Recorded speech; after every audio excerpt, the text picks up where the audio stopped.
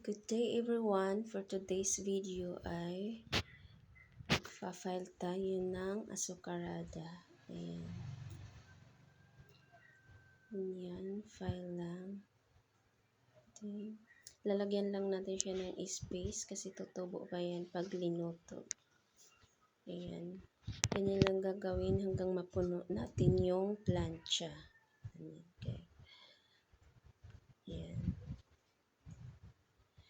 Yung sa ibabaw po, sugar po yan with food color. That's why it's color red because we put the food color on the sugar. Ayan, ganyan siya. Punuin lang natin yung plancha. Ayan, tapos na. Then, another plancha na naman. Ayan. Punuin lang natin siya kagaya nung una. Ganyan.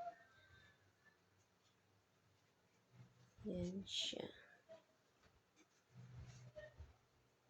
2 kilos lang po yan yung ginawa namin.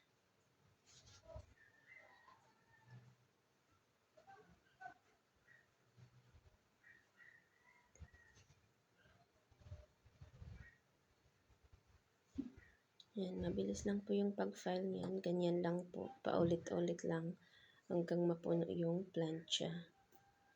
Yan.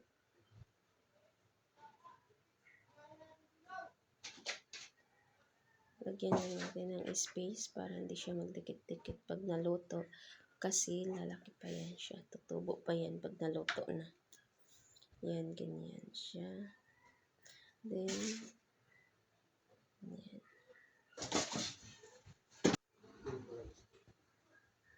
Yan, marami na akong nagawa yan.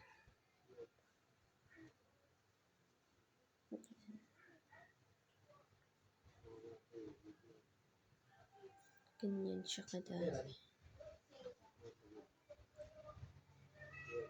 Yan, ulit-ulit lang po. Kung gusto niyo pong matuto mag-bake, you can visit our YouTube channel. Then you can watch on our videos so that you know how to cook it. Meron na po kami mga recipes and tutorial doon sa long video namin. You can visit po. Yan. Kung bago ka lang po, you can like and subscribe our YouTube channel so that you will be notified when we are going to upload our new videos.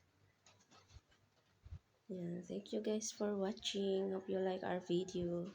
I hope you support our YouTube channel. Please like and subscribe guys. Thank you. Yan. Ganyan po karami lahat yung 2 kilos na ginawa namin. Yan na po siya. Sobrang dami po. Thank you guys for watching.